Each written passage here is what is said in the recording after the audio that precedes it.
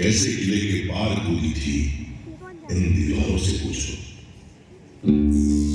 पीड़ा से दिल मिलाता, गौरव से झिलमिलाता, मैं झांसी का किला हूं।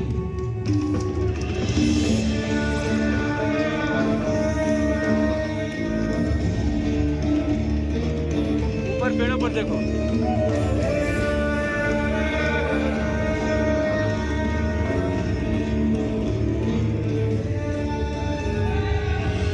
बनी हाथ लाओ। बेतवा और पहुंच नदियों के बीच वो देखो, पश्चिम में बसा है झांसी शहर। और झांसी शहर के केंद्र में उधर देखो दाहिने अपनी तरफ। ऊंची ऊंची प्राचीरों के साथ कई सदियों से खड़ा हूं मैं, झांसी का किला। सन 1613 ईस्वी में ओरछा नरेश महाराज वीर सिंह देव ने मेरा निर्माण करवाया था। 18वीं सदी की शुरुआत पेशवा बाजीराव प्रथम ने जब फर्रुखाबाद के नवाब मोहम्मद खान बंगश से युद्ध करने के लिए बुंदेला राजा छत्रसाल की ओर मदद का हाथ बढ़ाया, तो राजा छत्रसाल ने अपना दिल खोलकर उनका आभार व्यक्त किया। पेशवा बाजीराव प्रथम को झांसी के साथ कुछ और भी क्षेत्र भेंट में दिए गए। इस तरह झांसी रजवाड़ा मराठा साम्राज्य में ढल गया और ध्वज बदल गया।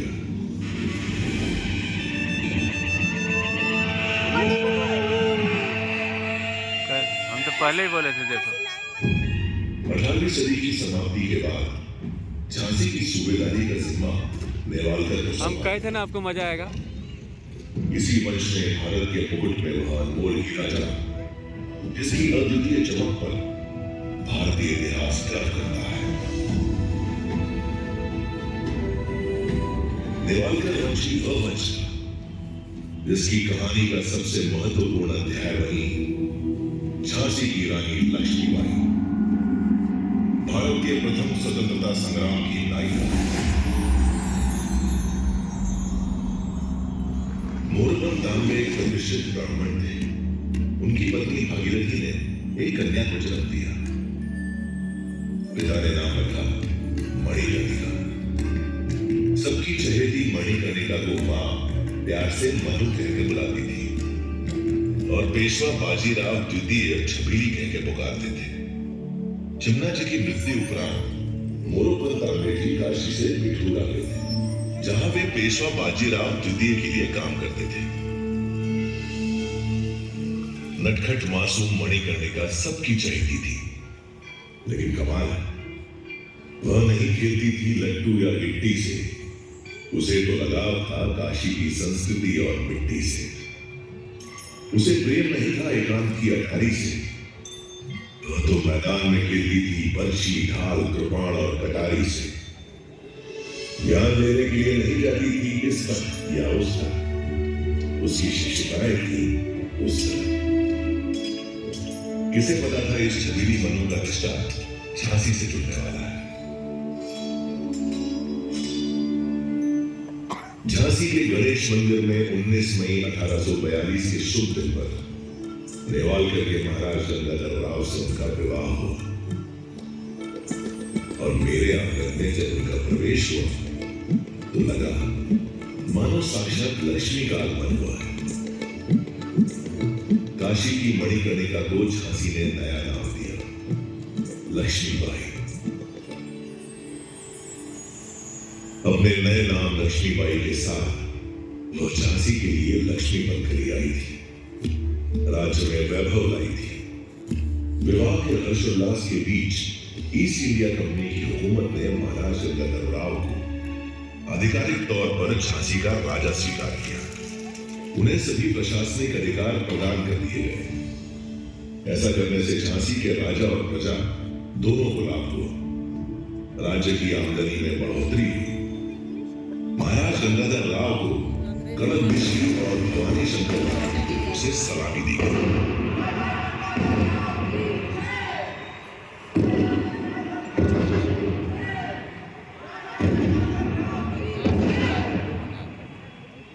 महाराज गंगाधर राव एक कुशल प्रशासक थे, काफी उदार और कला प्रेमी थे।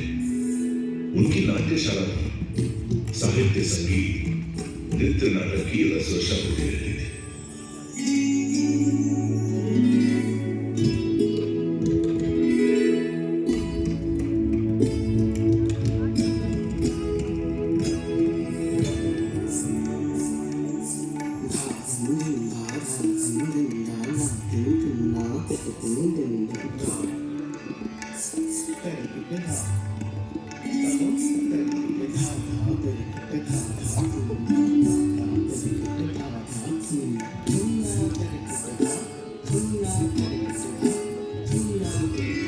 एक ओर नाट्यशाला में मधुर संगीत की स्वर लहरियां गूंजा करती थी, तो दूसरी ओर कारावास में कठोर दंड पाए हुए अपराधियों की चीख पुकार दिल दहलाती थी।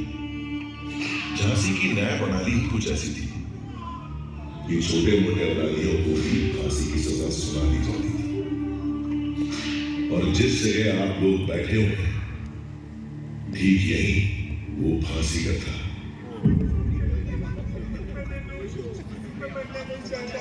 एक दिन रानी लक्ष्मीबाई सुबह सुबह शिव पूजन के लिए इधर से जा रही थी। उन्होंने फांसी सजा याफ्ता एक अपराधी की चीखें सुनी। उनका मन नशीब हो गया। उन्होंने महाराज गंगाधर राव से इस फांसी की सजा और इस फांसी को झांसी से सजाए हटाने का अनुरोध किया। इस अमानवीय न्याय प्रणाली को जल्द से जल्द रोकिए महाराज। फांसी की सजा और ये फांसी घर झांसी के किले से सदा सदा के लिए हटवा दें।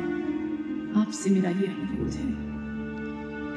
महाराज ने रानी का अनुरोध स्वीकार कर लिया और झांसी में फांसी की सजा पर पूर्ण प्रतिबंध लगाने का आदेश जारी कर दिया। उसी दिन से झांसी गले की फांसी, दतिया गले का हार सिर्फ कहानियों की बात रह गई।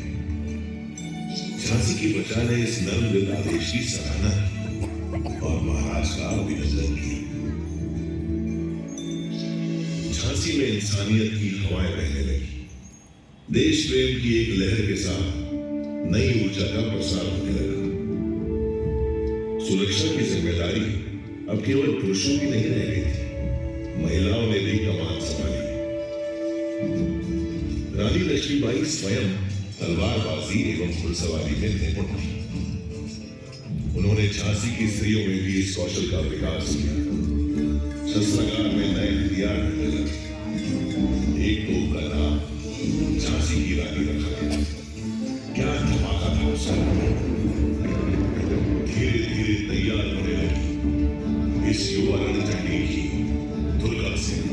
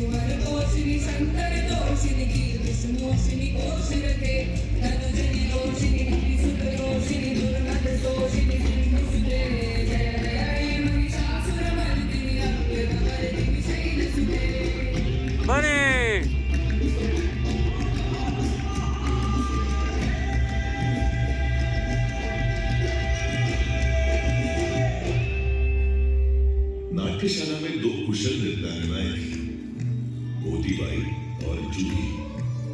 मैंने स्वयं देखा कि कैसे नृत्य का अभ्यास छोड़कर वे रणभूमि में तलवारबाजी और घुड़सवारी के गुर सीखने लगी। देखते ही देखते रानी लक्ष्मीबाई की दुर्गा सेना झांसी की सुरक्षा करने में समर्थ हो गई। झांसी में जो लक्ष्मी बनकर आई थी वो अब दुर्गा बनकर प्रजा के दिल पर राज करने लगी। कुछ समय बाद वो पल भी आ गया जिसका झांसी राज्य बेसब्री से इंतजार कर रहा था। रानी लक्ष्मीबाई की गोद भर गई। झांसी राज्य को उसका उत्तराधिकारी किया।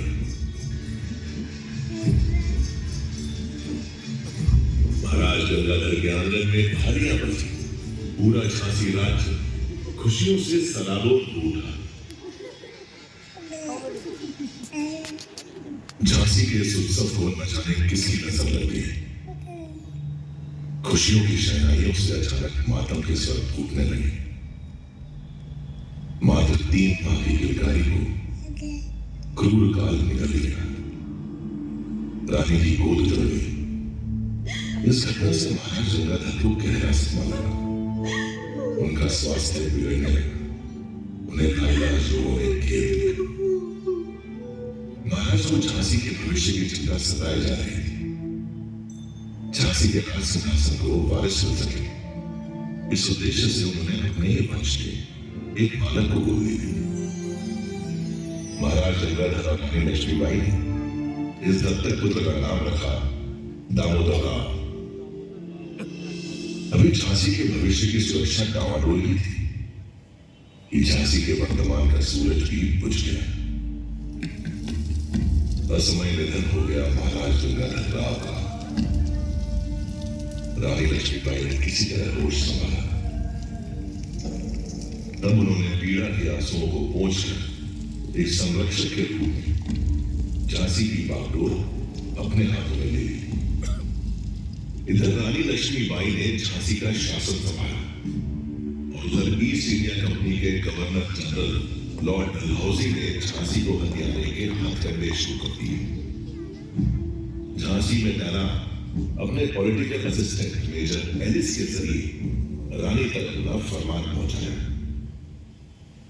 रानी साहिब, सन 1804 में हुई संधि के मुताबिक झांसी भी दूसरे पड़ोसी राज्यों की तरह ईस्ट इंडिया कंपनी के अधीन आता है। अब चूंकि स्वर्गीय महाराज गंगाधर राव की अपनी कोई संतान नहीं है, इसलिए कंपनी उनके गोद लिए हुए पुत्र दामोदर राव को झांसी के उत्तराधिकारी का दर्जा नहीं दे सकती। आपको सूचित किया जाता है कि अब झांसी राज्य पूरी तरह से कंपनी के अधीन रहेगा।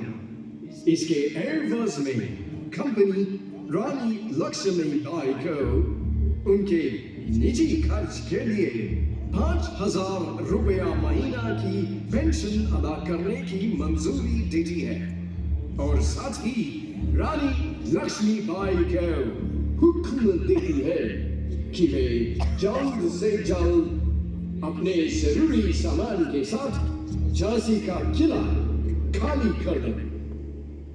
हम सुना करते थे कि व्यापारियों के भेष में लुटेरे हैं आप लोग। आज आपने इस बात को सिद्ध भी कर दिया। वापस जाकर कह दीजिए अपने गवर्नर जनरल लॉर्ड डलहौजी से हम उनका फरमान अस्वीकार करते हैं। मैं अपने जीते जी अपनी झांसी नहीं दूंगी, नहीं दूंगी। अंग्रेजी फरमान सुनकर रानी लक्ष्मीबाई क्रोध की ज्वाला से दहक उठी। वो जानती थी कि अंग्रेज झांसी को हथियार कर उसे बर्बाद करना चाहते हैं। वो किसी भी कीमत पर किला छोड़ने के लिए तैयार नहीं थी। देशमुख जी ने उन्हें शांति से समझाया। श्रीमंत, मैं आपकी पीड़ा और क्रोध को समझ सकता हूं। देखिए, अभी समय हमारे अनुकूल नहीं है। वर्तमान परिस्थितियों में समझौता करना ही एकमात्र रास्ता है। क्या कह रहे हैं देशमुख जी? आप ऐसा सोच भी कैसे सकते हैं? मैं इन फिरंगियों के आगे झुक जाऊं और अपनी झांसी में सौंप दूं। गलत मत समझिए श्रीमंत। अगर आप शांति से विचार करें तो ये भी हमारी एक कूटनीति होगी। अंग्रेजों की बात अभी मानकर एक तो आप स्वतंत्र रहेंगे, दूसरा उनके खिलाफ किसी भी गतिविधि में शामिल होने पर उन्हें आप पर शक भी नहीं होगा। रानी लक्ष्मीबाई ने देशमुख जी का सुझाव मान लिया। दिल पर पत्थर और मन में ढेर सारी यादें रखकर रानी ने किला छोड़कर रानी महल में रहने का फैसला किया। जाते जाते रानी ने झांसी को अपना संदेश दिया। इस किले से जाने का ये मतलब नहीं है कि मैं हार गई। असली युद्ध तो अभी बाकी है। बिठूर में पेशवा बाजीराव ने मुझे देश प्रेम, स्वधर्म और स्वराज की शिक्षा दी थी।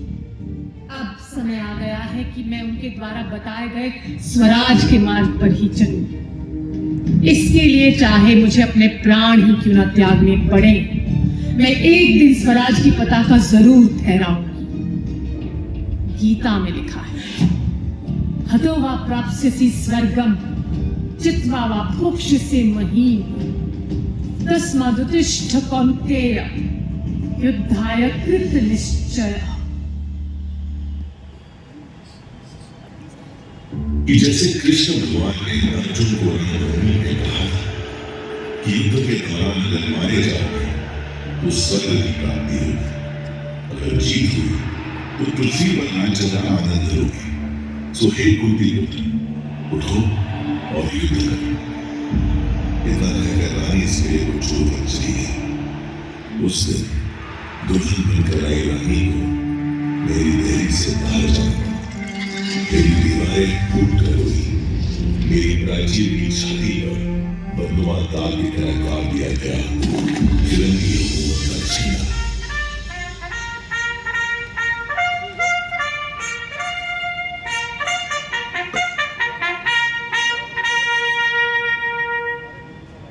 हंसी खेलती झांसी का सुख वैभव छीन लिया।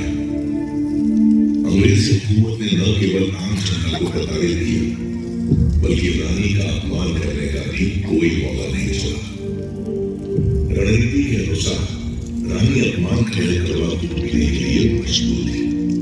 इस कठिन समय में एक दिन पेशवा नाना साहब का संदेशा लेकर रानी के पिता मोरोपंत जी उनसे मिलने आए। बेटी मनु, पेशवा का तुम्हारे लिए संदेश है कि तुम्हें झांसी राज्य की कमान संभालनी होगी।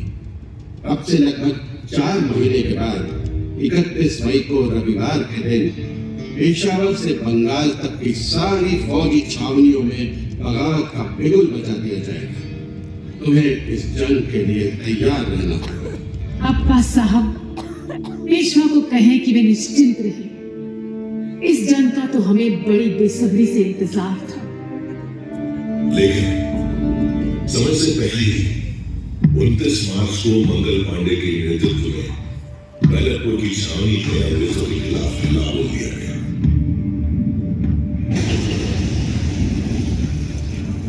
मंगल पांडे की शहादत का शुभ समाचार भी आया। लेकिन 10 मई आते आते मेरठ में भी बगावत की शुरुआत हुई, जो दिल्ली को आजादी दिलाने का चाहती थी। अब बारी थी झांसी।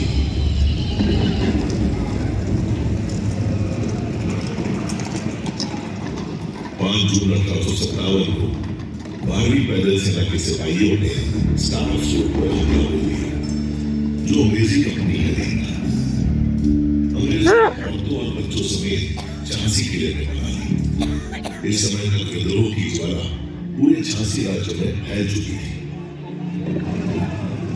8 जून 1857 की सुबह सिपाहियों ने कैप्टन गॉर्डन को मार गिराया। गॉर्डन के माते मेजर स्कीन ने सफेद झंडा लहराकर आत्मसमर्पण कर दिया और आजाद हो गई झांसी। आजाद हो गया मैं। ध्वज बदल गया। रानी लक्ष्मीबाई उस दिन मेरे आंगन में वापस लौटी। उन्होंने प्रजा को धन्यवाद दिया।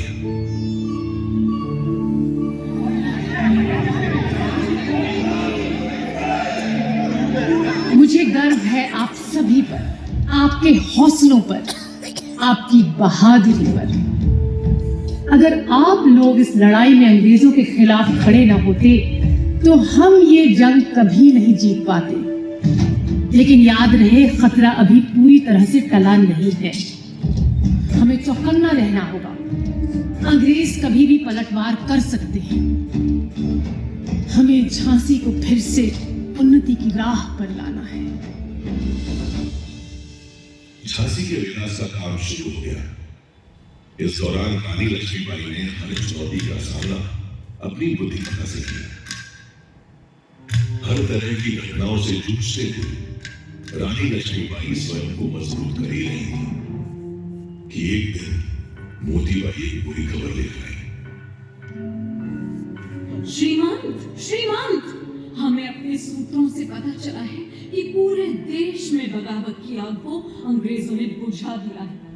दिल्ली, लखनऊ, कानपुर, बिठूर, बनारस, इलाहाबाद, हर जगह विद्रोह को कुचल दिया गया है। यहाँ तक कि शहंशाह हिंदुस्तान बहादुर शाह जफर को लाल किले में मुकदमा चलाकर उन्हें देश निकाला दे दिया गया है। उन्हें रंगून भेजा जा रहा है। श्रीमंत, बुरी खबर लाई हो मोतीबाई, बहुत बुरी। क्या तुम्हारे पास तात्या या पेशवा की कोई खबर है?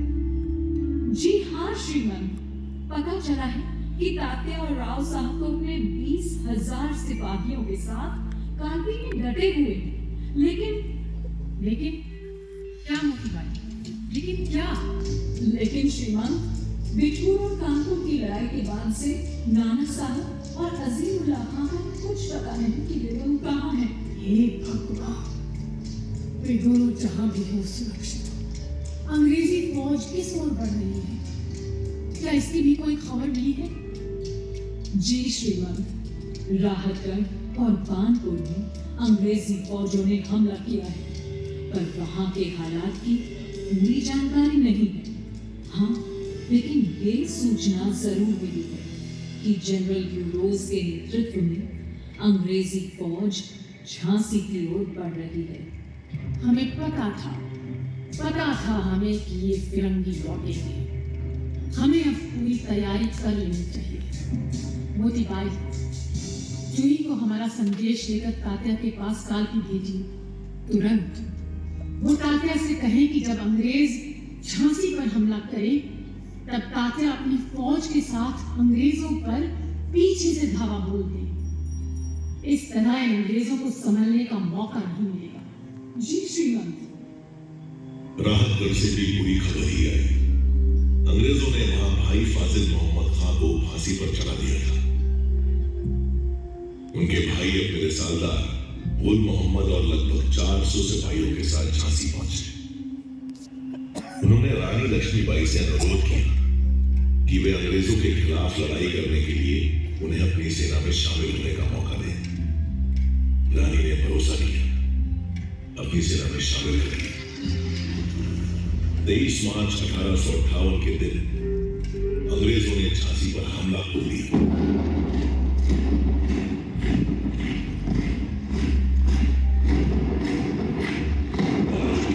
के बीच मैं ये सब देख रहा था, लेकिन झांसी में वफादारों की भी कोई कमी नहीं थी। फाटक पर ही अंग्रेजों पर टूट पड़े कुंवर खुदा बख्श। लड़ते लड़ते उन्होंने अपने प्राणों की आहुति दी।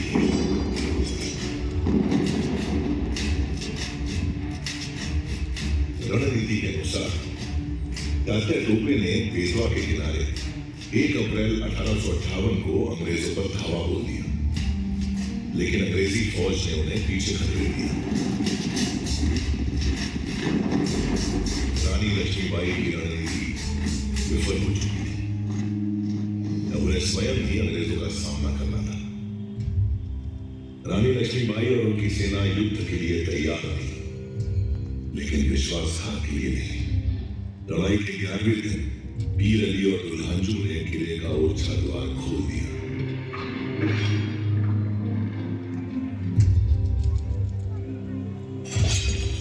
अंग्रेजी फौजें शहर में प्रवेश करने में सफल हुई। इधर किले के बुर्ज पर पहले बॉस था और फिर थोड़ी देर बाद मोतीबाई भी शहीद हुई। रानी लक्ष्मीबाई ने अपने 3 सबसे होनहार सैनिकों को खो दिया। आज भी इस किले की मिट्टी में ही सुपुर्द खाक है ये शूरवीर। रानी अंग्रेजों का डट कर मुकाबला कर रही थी, लेकिन परिस्थितियां झांसी की विरुद्ध होती जा रही थी। उस समय अंग्रेजों को भ्रमित करने के लिए बहादुर झलकारी भाई रानी लक्ष्मीबाई का वेश धारण करके युद्ध भूमि में उतर गए। वेशभूषा के कारण झलकारी को रानी समझकर उनसे युद्ध कर गए। झलकारी ने रानी लक्ष्मीबाई और उनके पुत्र की जान बचाने के लिए अपने प्राणों की आहुति दी।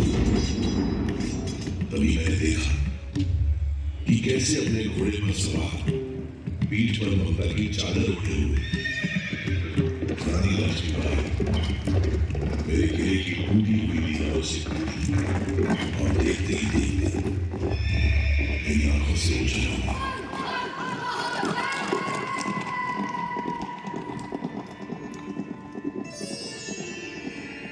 उस काली रात को मुझे झांसी से जाना पड़ा था, लेकिन मैंने प्रण लिया था कि जब तक जीवित हूं तब तक मातृभूमि की रक्षा के लिए लड़ती रहूंगी। मेरी इस लड़ाई में ग्वालियर के सैनिकों ने मेरा साथ दिया और मैंने बिना लड़े ही जीत लिया ग्वालियर का किला। झांसी की रानी, ग्वालियर की जीत स्वराज के लिए सिर्फ एक कदम है।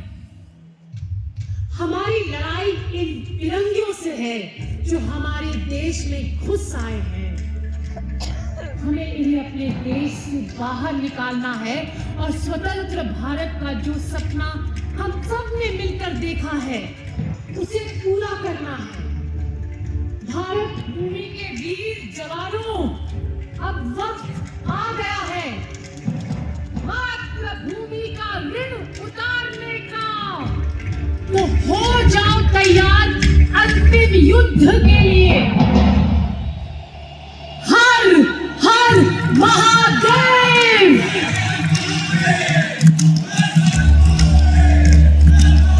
अंग्रेजों से अंतिम युद्ध का समय आ गया था। मुंशी देशमुख जी, जवाहर सिंह, रघुनाथ सिंह और गुल मोहम्मद अली के साथ थे। सूरज निकलते ही जंग शुरू हो गई। रानी लक्ष्मीबाई की तलवार के आगे दुश्मनों के प्यारे भीगने लगे। पहला पहर रानी लक्ष्मीबाई के पक्ष में था। दूसरे पहर तक अंग्रेजों को समझ आ चुका था कि रानी लक्ष्मीबाई को नहीं रोका गया तो ये जंग कभी नहीं जीत सकेंगे। अभी फिरंगियों ने अपनी रणनीति में बदलाव किया और किसान दस्ते को रानी लक्ष्मीबाई से लड़ने आ गई। उसार दस्ते में भी ऐसी वीरांगना पहले कभी नहीं देखी थी। दांतों से घोड़े की लगाम संभाले और दोनों हाथों से तलवार चलाते हुए शत्रुओं का संहार कर रही थी रानी लक्ष्मीबाई। लेकिन उस रानी का विश्वास पात्र घोड़ा उनका साथ न दे सका। एक नदी के पास पहुंचकर ठहर गया। रानी को हुसार दस्ते ने घेर लिया। खटक गया समय, खटक गई दिशाएं, खटक गई थी मेरी भी सांसें। दुश्मनों से घिरी रानी आंधी प्रवचन की तरह लड़ती रही। तभी एक काफी दरिंदे ने उनकी पस्सियों के पास तलवार से वार किया। रानी चुपी हुई, उनके शरीर से खून बह रहा था।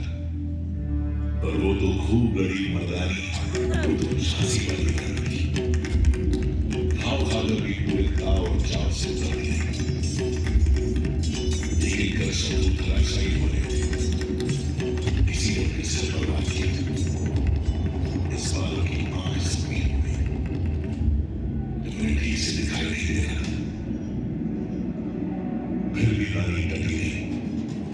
हुसारों का सफाया करते हुए भी गुल मोहम्मद और बाकी साथी रानी के पास पहुंचे। सबने देखा कि रानी नर से शिर तक खून से लथपथ है। देखते देखते रानी घोड़े की पीठ पर लुढ़क गई। मेरे मन में गूंज रहे युद्ध शुरू होने से पहले ही रानी के शब्द। आज ये युद्ध का अंतिम दिन हो सकता है। अगर मैं मर जाऊं तो तुम्हें मेरे पुत्र दामोदर की रक्षा करनी होगी।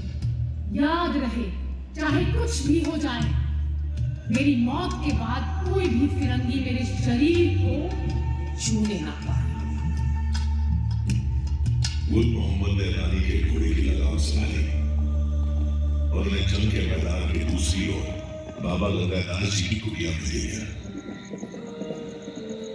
रानी की हालत नाजुक थी। बाबा गंगादास ने उनकी नब्ज पकड़ी तो उनकी आंखों में बड़ी साफ दिखाई देने लगी। हम सब जिस घड़ी की कल्पना भी नहीं कर सकते थे, वो घड़ी हमारे सामने थी। बाबा ने रानी के मुंह में गंगा जल डाला। थोड़ी देर में रानी की आंख खुली।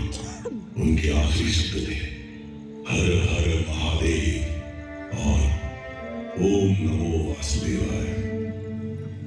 वो हमें और अपनी जान से भी ज्यादा प्यारी मातृभूमि को छोड़कर सदा के लिए चली गई।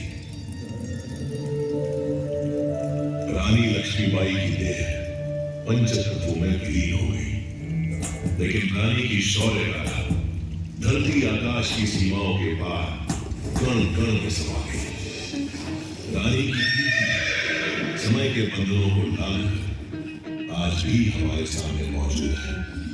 लोग कहते हैं कि उस दिन रानी मर गई थी, लेकिन मैं जानता हूं उस दिन रानी लक्ष्मीबाई युगों युगों तक अमर हो गई थी।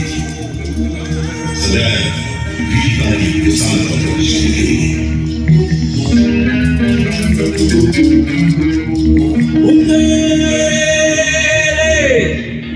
हर बोलोगे हर बोलोगे वो हमने सुनी कहानी है।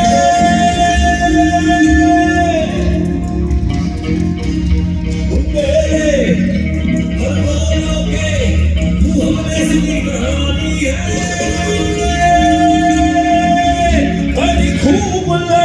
बड़ी खूब लड़ी मर्दानी, वो तो झांसी वाली रानी है। झांसी वाली रानी है।